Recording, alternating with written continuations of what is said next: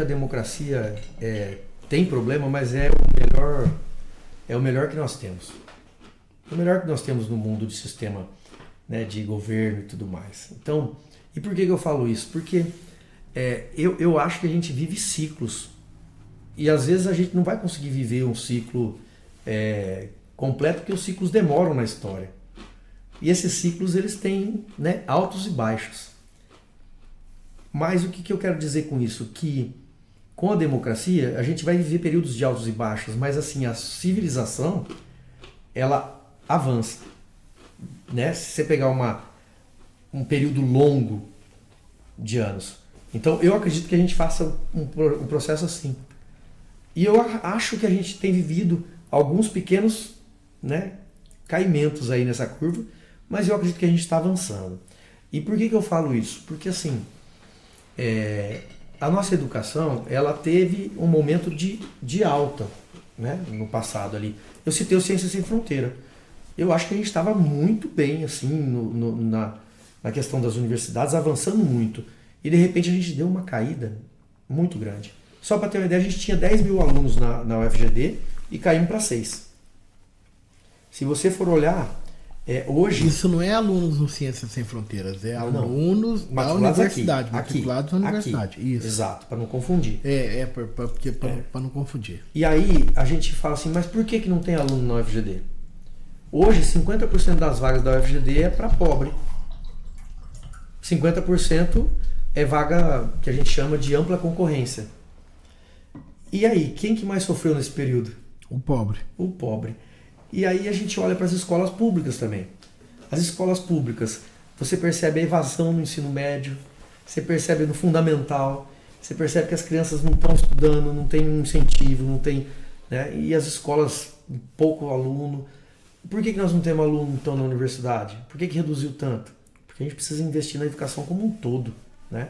Para garantir que o aluno consiga chegar na universidade e desenvolver o país. Né? E o desenvolvimento tem que ser social, científico, tecnológico. A gente não pode só pensar em desenvolver o microfone melhor do mundo e esquecer que a pessoa precisa se alimentar para viver. Então, precisamos de ciências humanas, precisamos de ciências exatas, precisamos de engenharias, precisamos de ciências agrárias e precisa do aluno lá, né? No CEIM, no ensino fundamental, no ensino médio e depois na universidade para poder avançar enquanto sociedade. Senão a gente não avança, a gente fica patinando. E aí essa curva do processo democrático.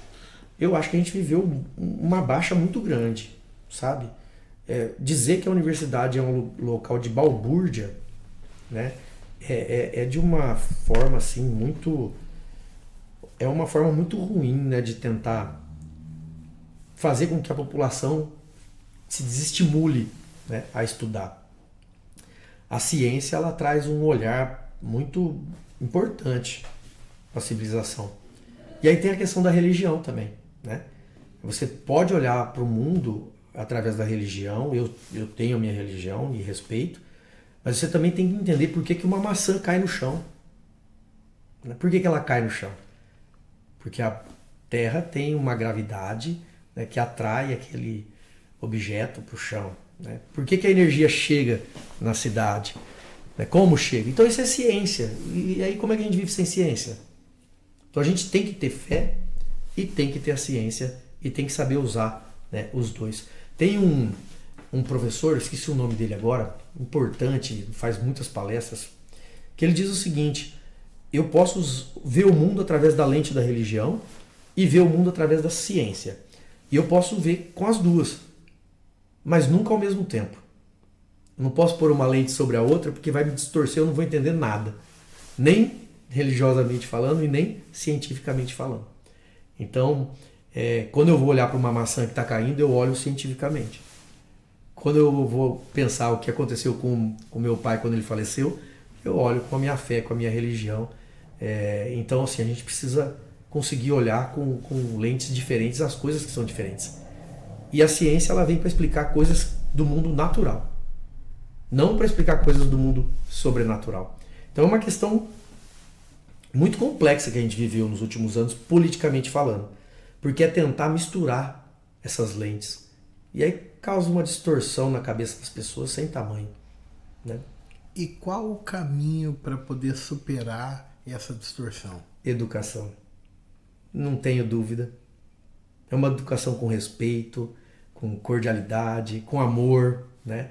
A gente tem que amar os nossos alunos e alunas com muito respeito. Senão, não adianta, né? Eu tenho que respeitar a cultura, né? A cultura não dá para ser jogada fora. A cultura indígena, né? Eles rezam antes de plantar. Cientificamente falando, né? O que isso adianta se não tiver fertilidade no solo, se não tiver uma análise do solo, se não tiver a chuva? Mas um agrônomo da universidade que vai para uma aldeia indígena, ele respeita a cultura e a religião do indígena que está plantando.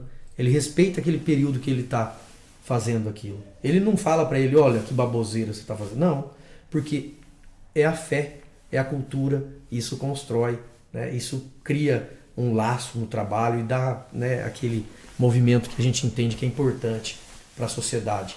Então, a gente não pode jogar a cultura fora de nenhum povo, né?